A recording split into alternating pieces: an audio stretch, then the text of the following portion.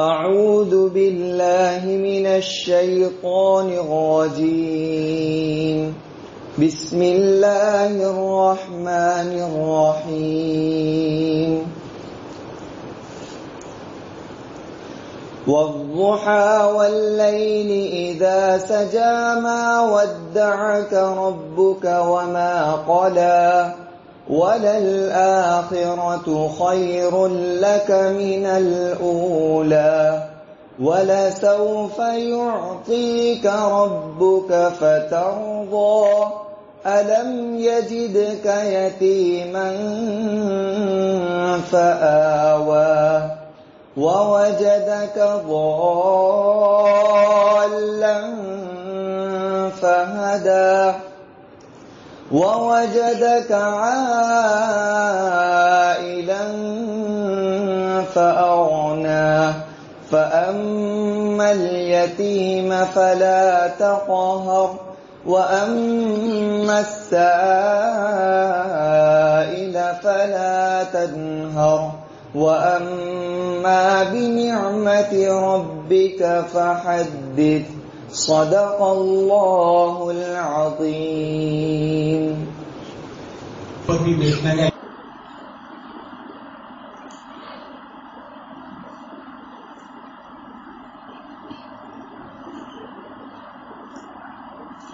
نحمده ونصلي على رسوله الكريم. أما بعد أعوذ بالله من الشيطان الرجيم. بسم الله الرحمن الرحيم. وَلَسَوْفَ يُعْطِيكَ رَبُّكَ فَتَرْضَىٰ. صدق اللہ علیہ. دوستو، بزرگوں، عزیزوں، ظاہر ہے کہ ہمارا سفر کا نظام طویل ہے، متعدد جگہ جانا ہے. اس بنا پر ضروری باتیں تو حضرت مولانا نے بآسان بیان فرما ہی دیا ہوگا، کیونکہ یہ حقیقت کا نظام مقرر ہے. اس بنا پر میں بیٹھ گیا. اللہ تعالیٰ مختصر الفاظ میں مجھے بھی کچھ کام کی باتیں کرنے کی توفیق عطا فرمائے. ابھی ہمارے صاحبزادے نے جو سورہ پڑھی، اس میں بہت ہی امید افزا آیت ہے. امید افزا اللہ تعالیٰ نے اس آیت کے ذریعے سے کتنے دنوں پر اطمینان کی کیفیت پیدا فرما دی. چنانچہ اللہ تعالیٰ ارشاد فرماتے ہیں وَلَسَوْفَ يُؤْتِيكَ فَتَرْضَىٰ وَلَسَوْفَ يُؤْتِيكَ رَبُّكَ فَتَرْضَىٰ. آپ کو اللہ تعالیٰ اتنا دے گا کہ آپ راضی ہو جائیں گے. حضرت جعفر صادق جو خاندان نبوت کے فرد ہے، وہ فرماتے ہیں کہ عام طور پر لوگ سمجھتے ہیں کہ لا تقنطوا من رحمت اللہ یہ ارجا آیت ہے، سب سے امید والی آیت ہے. لا تقنطوا سب جانتے ہیں، لا تقنطوا من رحمت اللہ، اللہ کی رحمت سے نا امید نہ. یہ تو سب سے امید والی آیت عام لوگ تو یہی سمجھتے ہیں، مگر ہم اہل خاندان نبوت وَلَسَوْفَ يُؤْتِيكَ رَبُّكَ فَتَرْضَىٰ کو سمجھتے ہیں سب سے امید والی. کیونکہ حدیث شریف میں آتا ہے کہ نبی اکرم صلی اللہ علیہ وسلم نے ارشاد فرمایا کہ جب تک ہم ہر امتی کو جہنم سے نکال نہیں لیں گے، اس وقت ہم راضی اللہ سے نہیں ہوں گے. ہم کو یہ بات دی گئی ہے کہ جو چاہو کرو مانگو، تو ہم یہی سوال کریں گے کہ یا اللہ ہمارا کوئی امتی جہنم میں نہ رہے. نبی اکرم صلی اللہ علیہ وسلم فرماتے ہیں وَلَسَوْفَ يُؤْتِيكَ رَبُّكَ فَتَرْضَىٰ. اللہ نے آپ کو اتنا دے گا اللہ تعالیٰ کہ آپ راضی ہو جائیں گے. یہ نبی ہمارے ہیں. نبی اکرم صلی اللہ علیہ وسلم سب سے زیادہ محسن ہمارے ہیں. حدیثوں میں آتا ہے کہ نبی اکرم صلی اللہ علیہ وسلم نے مجھے ارشاد فرمایا من اجود جودا، مشکات وغیرہ حدیث، من اجود جودا، سب سے زیادہ بخشش والا کون ہے؟ یہ سوالات بھی کرتے رہتے. امتحان مولوی لوگ امتحان لے سکتے ہیں، لیکن ہمت نہیں کہ امتحان لے کسی کا ہے. نبی اکرم صلی اللہ علیہ وسلم سوال فرماتے رہتے تھے اپنی امت سے. ہم لوگ سے باقاعدہ تحریری امتحان ہوتا تھا، جغرافیہ تاریخ کا نہیں، اصلاح اعمال کا. کتنا تم بڑھے ہو، کتنا کر رہے ہو، غافل تو نہیں ہو گئے ہو، چل رہے ہو یا نہیں چل رہے، سو تو نہیں گئے ہو. مرشد امتحان لیتا ہے. نبی اکرم صلی اللہ علیہ وسلم برابر امتحان لیتے تھے امت کا کہ امت کدھر جا رہی ہے. اسی طرح ہمارے مشائخ علماء بھی امتحان لیتے ہیں.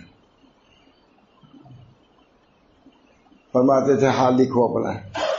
ہم لوگ لکھتے تھے کہ حضرت ہم 12 تسبیح پڑھتے ہیں اور تلاوت کر لیتے ہیں، اتنا ذکر کر لیتے ہیں. نیچے لکھ دیتے تھے کہ اخلاق کا کیا حال ہے. بس وہیں سے تو کبر بھی چھوڑا کہ نہیں، حسد چھوڑا کہ نہیں، رشک چھوڑا کہ نہیں، تما چھوڑا یا نہیں. یہ امتحان اصل یہ امتحان ہے. کتنی وظائف آپ نے پڑھا، رات بھر گزار دیا، نیچے لکھ دیا کہ اپنے اخلاق ہے. ایسا تو نہیں ہوا کہ تلاوت کے بعد تمہارے اندر کبر آ گیا ہو. یہ حالات سب بیکار. اگر تم نے اللہ کے لیے نہیں پڑھا تلاوت، کوئی درجہ اس کا نہیں. آتا ہے روایتوں میں کہ ایک شخص تلاوت کر رہے، چور آیا ہے، انہوں نے ایک تلاوت زور سے کر دیا. جب نام اعمال میں ان کی آیتوں کا اجر دیا معتبر کتابوں میں اجر دیا جانے لگا تو اس آیت کا ثواب نہیں تھا. میں نے کہا یا رب العالمین، ہم نے تو یہ آیت بھی پڑھی تھی، آپ نے اس کا ثواب لکھا ہی نہیں. اللہ تعالیٰ ارشاد پائیں گے تم نے چور کے ڈر سے اس آیت کو پڑھا تھا، میرے لیے نہیں پڑھا تھا.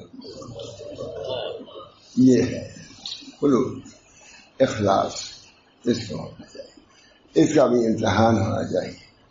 ہم جو ہے کام کر رہے ہیں اخلاص سے کر رہے ہیں نہیں کر رہے ہیں. کتنا اچھا حضرت مولانا ابوالحسن ندوی ماں صاحب وغیرہ، ان سے کیا بات کرتے تھے، یہی باتیں کرتے تھے لیکن آگے بڑھاتے تھے. تلاوت رسمی کافی نہیں ہے، تلاوت حقیقی پیدا کیجیے. عقیل میں اسی پہ تھا، تلاوت قلبی پیدا کرو. رسمی طرح ہے، رسمی کا نام تلاوت نہیں ہے. تلاوت تو دل کی حرکت دینے کا نام ہے. دل میں حرکت کرنا ہو، اللہ سے قرب ہو، اللہ سے قرب. اللہ تعالیٰ نے ہم کو قرآن پاک دیا ہے، نغمہ سرمدی سنا کے ہمیں، نغمہ سرمدی سنا کے ہمیں مست و بے خود بنا دیا کس نے. حضرت عائشہ فرماتے ہیں نغمہ قرآن شریف کے بارے میں، نغمہ سرمدی دیکھیں پڑھنے لکھنے کا سب کا فرق ہوتا ہے. نغمہ سرمدی سنا کے ہمیں مست و بے خود بنا دیا کس نے. حضرت تھانی رحمۃ اللہ علیہ واز کے لیے تشریف لے کے بیٹھے، کچھ کہی نہیں پا رہے تھے. جو نے کہا حضرت بیان فرمائیے. کہا کیا کروں، سمجھ نہیں آتا. پورا لڑکے نے قرآن پڑھا ہے اس کا مجھ پر ایسا اثر ہے کہ میں بول نہیں پا رہا ہوں. یہ حضرت تھانی، وہ حضرت صاحب شعر ہے، نغمہ سرمدی سنا کے ہم نے مست و بے خود بنا دیا کس نے. یہ قرآن ہے. اللہ تعالی ہم سب لوگوں کو قرآن پاک سے شغف تعلق پیدا فرمائے. بہت بڑی بات اللہ ہم سب لوگوں کو قرآن سے لگاؤ پیدا کرے. سب سے زیادہ قرب تلاوت ہی سے ہوتا ہے. حضرت امام محمد نے خواب دیکھا اللہ رب العزت کو بما تقرب، اے اللہ ہم کس چیز سے آپ کا تقرب حاصل کریں، کس چیز میں آپ کا تقرب زیادہ ہے. فرمایا بتلاوت کلامی، میرے کلام کی تلاوت سے قرب زیادہ ہوتا ہے. فرمایا بفہمین او بلا فہمی، سمجھ کے یا بلا سمجھے. فرمایا بفہمین او بلا فہمی، جیسے پڑھو. یہ جو کہا جاتا ہے کہ بغیر سمجھے تلاوت کا اعتبار نہیں. خدا کا کلام پڑھ رہا ہے رائے گا جائے گا. یہ معنی مگر سمجھو اچھی بات ہے، بہت بہتر ہے. یہ قرآن پاک کی تلاوت ولو بلا فہمی، اگرچہ بلا فہم کے مفید ہے. یہ بھی ایک بہت بڑی لوگ ایک خلط مز کر رہے ہیں. نہیں، تلاوت کرو، کوشش کرو کہ تلاوت میں کوئی معنی مطلب سمجھ لو، یہ وہ منع نہیں ہے، لیکن اگر صرف کوئی تلاوت کرتا ہے تو انشاءاللہ العزیز کامیاب ہے۔ تمہارا آئے تھے بڑا سوف ہوتی رب فترضا، آپ کو اللہ تعالیٰ اتنا دے گا کہ آپ راضی ہو جائیں گے۔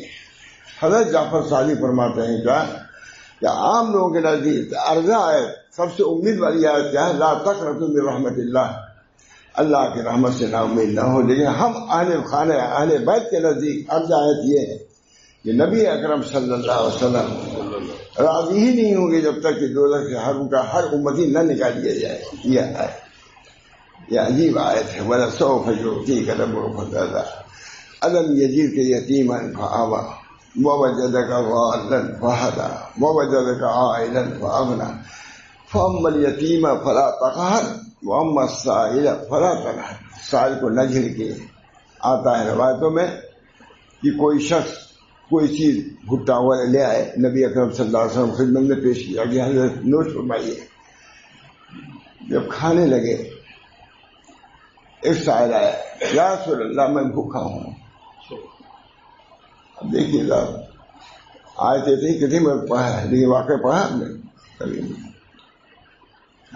یا رسول اللہ میں بھوکا ہوں، دے دیا اسے، خود بھوکے رہ گئے،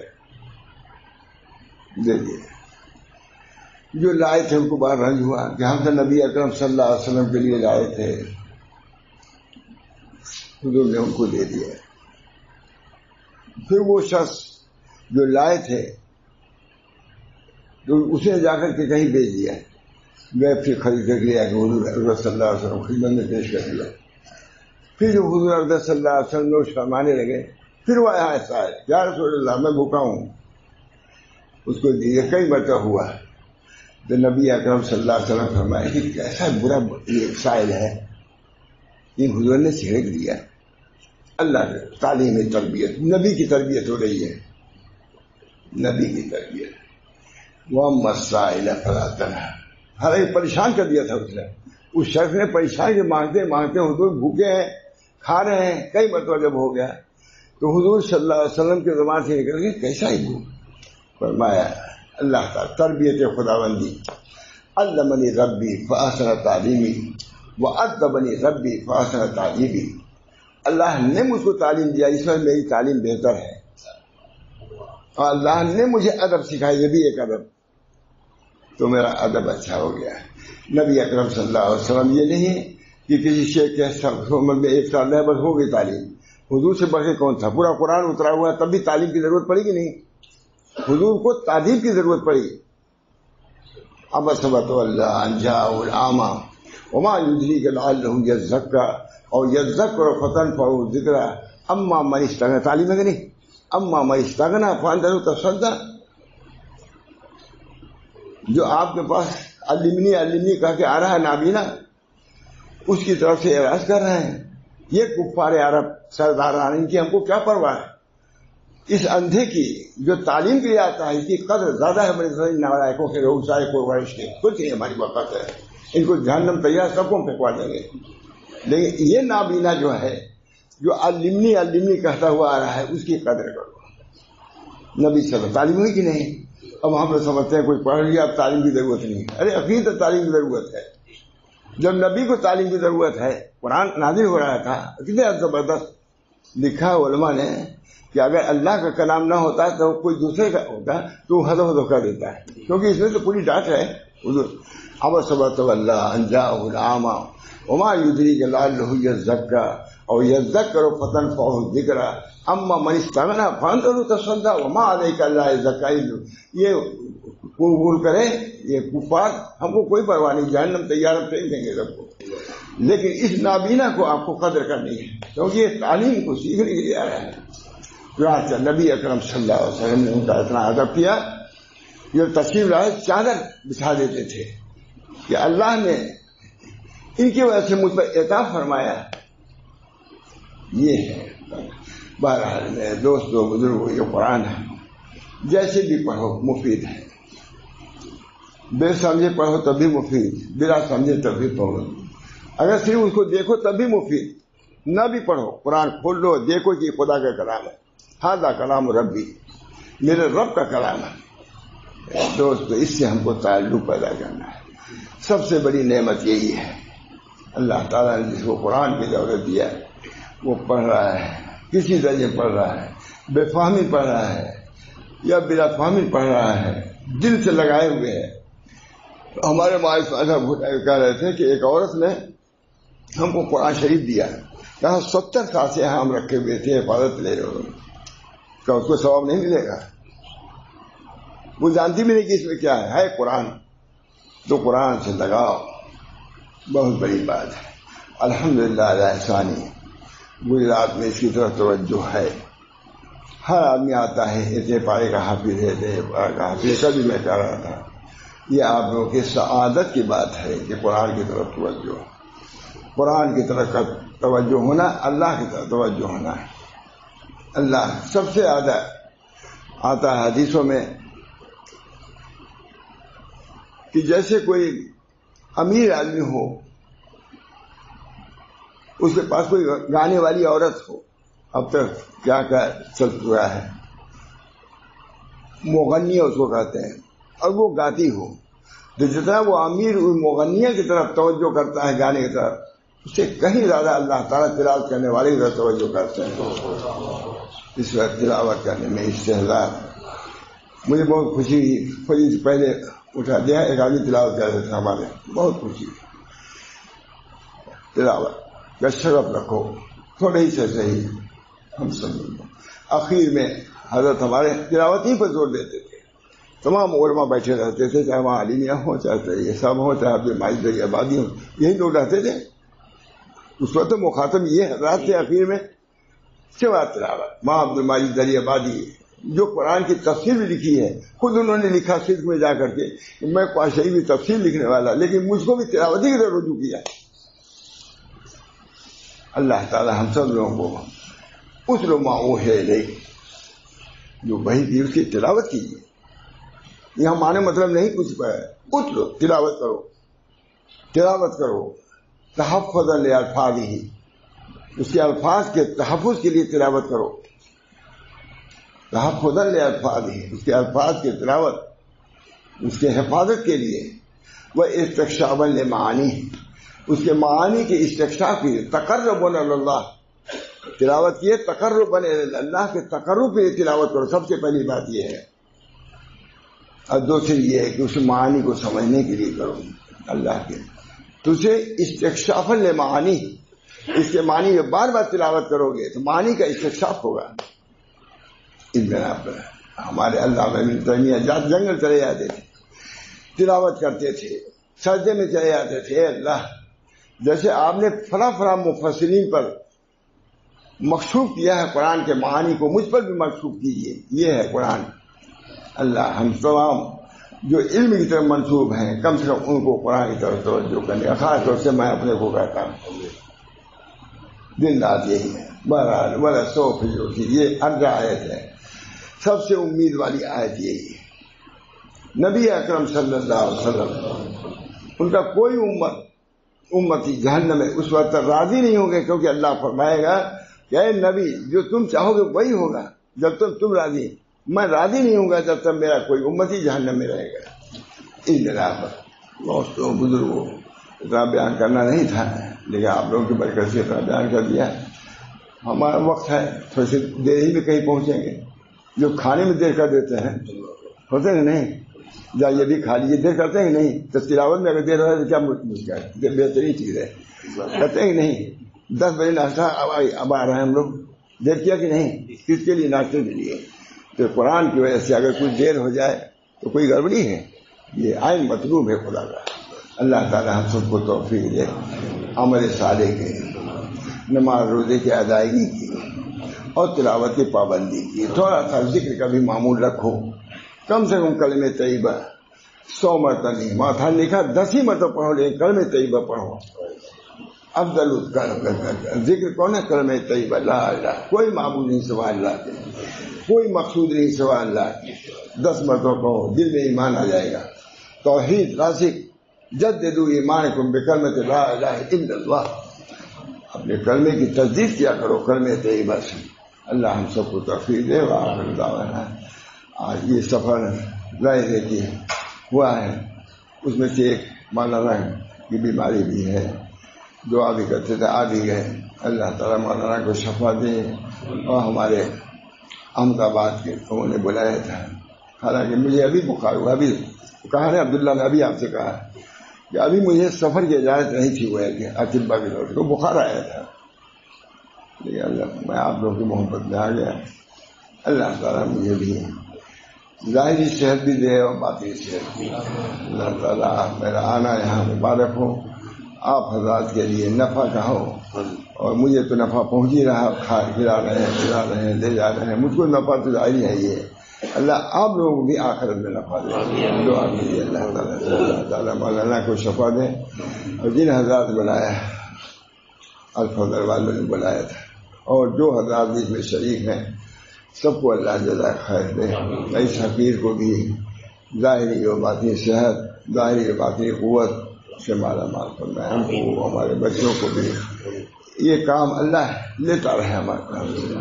ہمارے شاہ رسول اللہ صاحب کو یہ کام ہے، اس کے ہم لوگ وارث ہیں، اللہ ہم کو اس وراثت کے حق ادا کرنے کی توفیق دے۔ ربنا تقبل منا انک انت السمیع العلیم۔ اللہم انی اسألک الصحۃ والعفۃ والامانۃ وحسن الخلق ورضا بالقدر۔ اللہ ظاہری صحت بھی ہم چاہتے ہیں اور باطنی صحت بھی، ظاہری غنا بھی چاہتے ہیں اور باطنی بھی، تمام شرور فتن سے حفاظت چاہتے ہیں، تمام ظاہری اور باطنی فتنوں سے اللہ ہم سب کو پناہ میں رکھے، دین پر قائم دائم رکھے، ہم کو ہمارے بچوں کو بھی نسل بعد سے دین پر ثابت کر رہے ہیں۔ یا اللہ اسی توفیق دے۔ نبی اکرم صلی اللہ علیہ وسلم میں تمام صحابہ کرام اور یہ اعظام کے طفیل میں اللہ تعالیٰ ان تمام نعمتوں سے ہم کو مشرف فرمائے۔ ربنا تقبل منا انک انت السمیع العلیم برحمتک یا ارحم الراحمین۔